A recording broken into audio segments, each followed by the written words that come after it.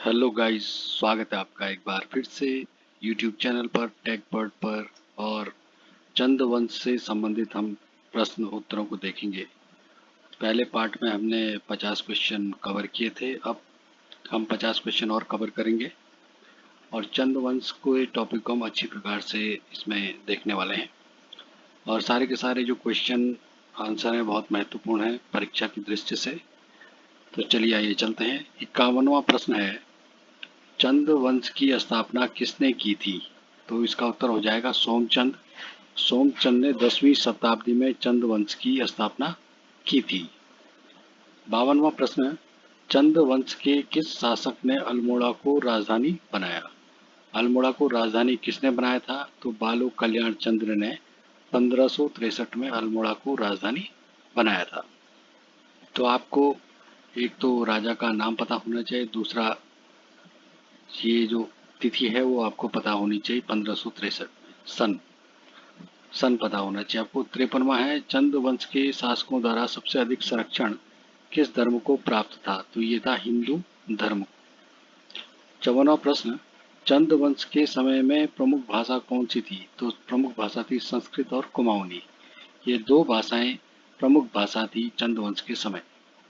55वां प्रश्न, चंद वंश के समय निर्मित प्रसिद्ध मंदिर कौन सा है? तो यह है जागेश्वर मंदिर समूह। जागेश्वर मंदिर समूह जो है वो चंद वंश के समय निर्मित प्रसिद्ध मंदिर था। चंद वंश के समय किस आर्थिक गतिविधि को बढ़ावा मिला? तो ये मिला कृषि और ऊनी वस्त्र निर्माण। कृषि और ऊनी वस्त्र जो निर्माण थे, इन आर्थिक गतिविधियों को बढ़ावा मिला चंद वंश के समय में। 57वां प्रश्न, चंद वंश ने किस तिब्बती राजा से युद्ध किया? तो ये था, कई बार नाम पूछ लेता है। तो जो तिब्बती राजा था वो था ग्यालवा लात्से से।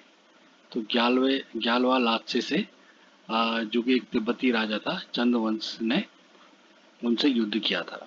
58वां प्रश्न, तो एक महत्वपूर्ण बात है गाइस कि कई बार क्वेश्चन कुछ मिसप्रिंट हो जाते हैं, तो वो गलत हो जाते हैं और ऐसा बहुत कम होता है। 1-2% क्वेश्चन जो है वो अगर गड़बड़ हो जाए तो आप कमेंट बॉक्स में लिख सकते हो, और आपको लगता है वो सही है तो आप उसमें अपने सुझाव दे सकते हैं और उनको करेक्ट किया जा सकता है। चलिए चलते हैं 58वें प्रश्न पे। चंद वंश के किस शासक को कुशल योद्धा माना जाता है? तो ये है रुद्रचंद। रुद्रचंद को जो है कुशल योद्धा माना जाता है। 59वां प्रश्न, चंद वंश ने नेपाल के किस क्षेत्र तक अपना विस्तार किया? तो काली नदी तक के क्षेत्र तक अपना विस्तार किया था चंद वंश ने। और काली नदी जो है वो नेपाल तक के क्षेत्र में आता था। 60वां है, चंद वंश का पतन कब और कैसे हुआ? कब और कैसे? तो 1790 दशक में गोरखा आक्रमण के कारण चंद वंश का पतन हुआ। ये 1790 आपको याद रखना है। 61वां प्रश्न, कुमाऊं की सांस्कृतिक राजधानी किसे माना जाता है? अल्मोड़ा को कुमाऊं की सांस्कृतिक राजधानी माना जाता है। सांस्कृतिक राजधानी अल्मोड़ा को माना जाता है। 62वां प्रश्न, चंद वंश के समय किस कला रूप को बढ़ावा मिला? तो लोक चित्रकला और मूर्तिकला। लोक चित्रकला और मूर्तिकला दो जो चीजें हैं उनको कला के रूप में बढ़ावा मिला चंद वंश के समय। और सारे के सारे जो क्वेश्चन हैं गाइस इसमें वो चंद वंश से ही संबंधित हैं और सेकंड पार्ट है चंद वंश का। 63वां प्रश्न, चंद वंश के किस शासक ने गढ़वाल पर आक्रमण किया था? तो ये क्या था? त्रैलोक्य चंद ने। त्रैलोक्य चंद ने गढ़वाल पर आक्रमण किया था।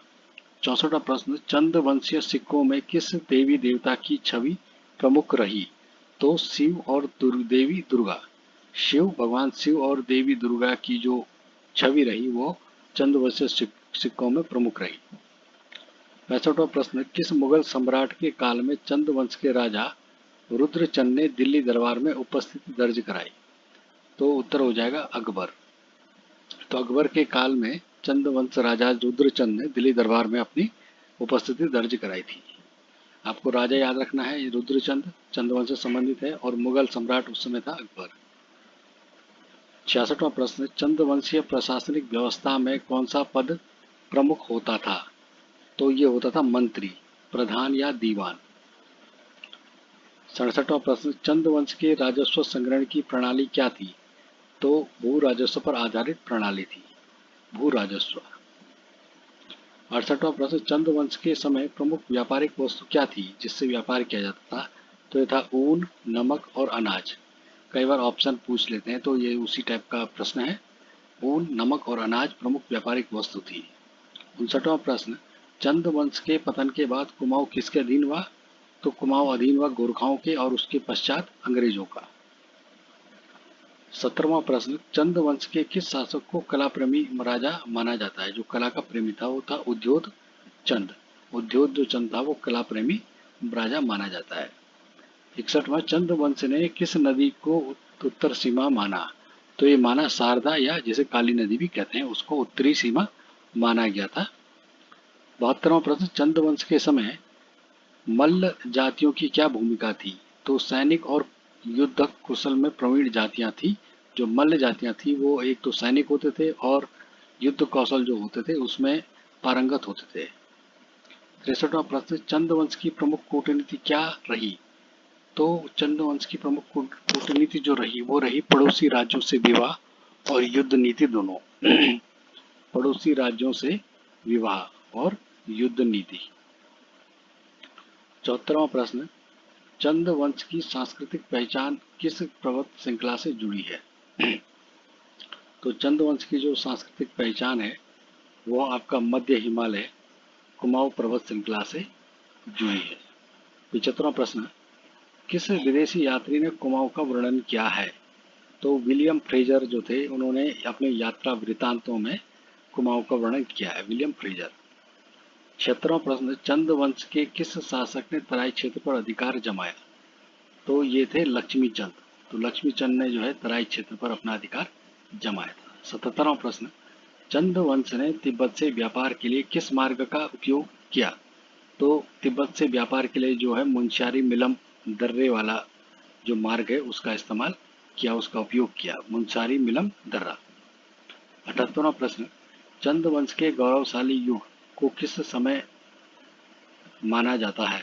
16वीं से 18वीं शताब्दी के बीच का जो समय था, 16 से 18वीं शताब्दी का जो समय था, शताब्दी का समय था, उसको गौरवशाली युग के रूप में माना जाता है। 79वां प्रश्न, कुमाऊं में कत्यूरियों के बाद किस वंश का उदय हुआ? ये वह चंद वंश। तो चंद वंश कत्यूरी के बाद चंद वंश आए। 80वां, चंद वंश के समय भूमि को कैसे विभाजित किया जाता था? तो ये क्या तो भूमि का विभाजन जो था चंद वंश के समय ये था, खेती योग्य भूमि थी, दूसरी खेती गैर खेती योग्य और तीसरी कर योग्य भूमि। खेती योग्य भूमि जिस पर खेती की जाती थी, गैर खेती योग्य जिसमें खेती नहीं होती थी और कर योग्य भूमि जिस पर टैक्स लिया जाता था। तो 3 प्रकार की भूमि थी। 81वां प्रश्न, अल्मोड़ा किला किसने बनाया? कई बार पूछा गया है अल्मोड़ा किला, तो ये बनाया है बालू कल्याण चंद ने। 82वां प्रश्न, किस पर्व के दौरान चंद वंश के राजा विशेष अनुष्ठान करते थे? किस पर्व के दौरान विशेष अनुष्ठान? तो ये करते थे नवरात्रि के समय। 83वां प्रश्न, कुमाऊं के किस गांव में चंद राजाओं का मूल निवास बताया जाता है? तो बताया जाता है चंपावत। ठीक है, तो कुमाऊं के जो किस गांव में चंद राजाओं का मूल निवास बताया जाता है? तो यह है चंपावत। ठीक है, चंद राजाओं का जो मूल निवास था वो चंपावत में था। 84वां प्रश्न, चंपावत को किस कारण से महत्वपूर्ण माना गया? तो यह चंद वंश की प्रारंभिक राजधानी थी। ठीक है, चंपावत, इसीलिए इसे महत्वपूर्ण माना जाता है। 85वां प्रश्न, चंद वंशीय मुद्रा का नाम क्या था? तो चंद टका। चंद टका जो था वो चंद वंशीय मुद्रा का नाम था। 86वें प्रश्न पर चलते हैं, चंद वंश का प्रमुख व्यापारिक केंद्र कौन सा था? तो ये था पिथौरागढ़ और मुंशियारी। 87वां प्रश्न, चंद वंश ने धार्मिक कार्यों हेतु किस मंदिर को संरक्षण दिया? तो ये दिया जागेश्वर मंदिर समूह को। 88वां प्रश्न, चंद वंश की प्रमुख सामाजिक नीति क्या थी? सोशल पॉलिसी, तो वो थी जातीय व्यवस्था पर आधारित सामाजिक संतुलन। तो जातीय व्यवस्था पर आधारित इनकी क्या थी? सामाजिक नीति थी। 89वां प्रश्न, चंद वंश में महिलाओं की सामाजिक स्थिति कैसी थी? महिलाओं की, तो कुलीन वर्ग में सम्मानजनक थी परंतु सीमित अधिकार उन्हें प्राप्त थे। 90वां प्रश्न, किस चंद शासक को गढ़वाल विजय का श्रेय दिया जाता है? तो ये दिया जाता है त्रैलोक्य चंद को। त्रैलोक्य चंद को। किस चंद शासक को गढ़वाल विजय का श्रेय दिया जाता है? तो यह त्रैलोक्य चंद। 91वां प्रश्न, चंद वंश के किस काल में संस्कृति और व्यापार दोनों में उत्कर्ष आया? तो यह रुद्रचंद के शासन काल में जो है संस्कृति और व्यापार दोनों में ही क्या है, उत्कर्ष यानी कि उन्नति हुई। 92वां प्रश्न है, किस ब्रिटिश अधिकारी ने चंद वंश की जानकारी को संग्रहित किया यानी कि उसको कलेक्ट किया? तो ये थे गार्डनर और ट्रेल। तो उन्होंने चंद वंश की जानकारी को संग्रहित किया, गार्डनर और ट्रेल ने। 93वां प्रश्न है, चंद वंश ने अपनी सेना में किस वर्गों को शामिल किया? तो क्या राजपूत, मल और स्थानीय समुदाय? राजपूत थे उसमें, मल थे और स्थानीय समुदाय थे। 94 प्रश्न है, किस मंदिर में चंद राजाओं की शिलालेखीय जानकारी मिलती है? तो जागेश्वर मंदिर जो समूह था उसमें चंद राजाओं की शिलालेखीय जानकारी मिलती है। 95 प्रश्न, किस वंश के बाद चंद वंश आया? तो कत्यूरी वंश के बाद चंद वंश आया। ऊपर ये प्रश्न रिपीट हो चुका है। 96वां प्रश्न है, चंद वंश ने किन विदेशी शक्तियों से संबंध बनाए? तो मुगलों और तिब्बती व्यापारियों से। 97वां प्रश्न है, चंद वंश के दौरान शिक्षा का मुख्य स्रोत क्या था? तो चंद वंश के दौरान शिक्षा का जो मुख्य स्रोत था वह था गुरुकुल पद्धति। गुरुकुल जो पद्धति थी वो शिक्षा का प्रमुख स्रोत था, गुरुकुल सिस्टम भी जिसको कहते हैं। चंद वंश के समय न्याय प्रणाली किस पर आधारित थी? जो जुडिशियल सिस्टम था वो धार्मिक शास्त्रों और राजा के आदेशों पर आधारित था। धार्मिक शास्त्र और राजा के आदेश। 99 प्रश्न है, चंद वंश के किस काल में कुमाऊं में उच्च सांस्कृतिक विकास हुआ? तो वह 16वीं शताब्दी में कल्चरल डेवलपमेंट सबसे ज्यादा था। और अंतिम प्रश्न आज की इस सेकंड सीरीज का, किस युद्ध के बाद चंद वंश की शक्ति समाप्त हुई? तो ये गोरखा जो युद्ध हुआ 1790 के आसपास, उसके बाद क्या हुआ, चंदों की शक्ति क्या हो गई, समाप्त हो गई थी। तो गाइस ये थे आज के महत्वपूर्ण प्रश्न जो आपका चंद डायनेस्टी, चंद वंश से संबंधित थी। उम्मीद करता हूँ आपको ये वीडियो पसंद आया होगा। आगे हम आपसे और वीडियोस के साथ मिलेंगे, तब तक आप सभी का बहुत बहुत धन्यवाद।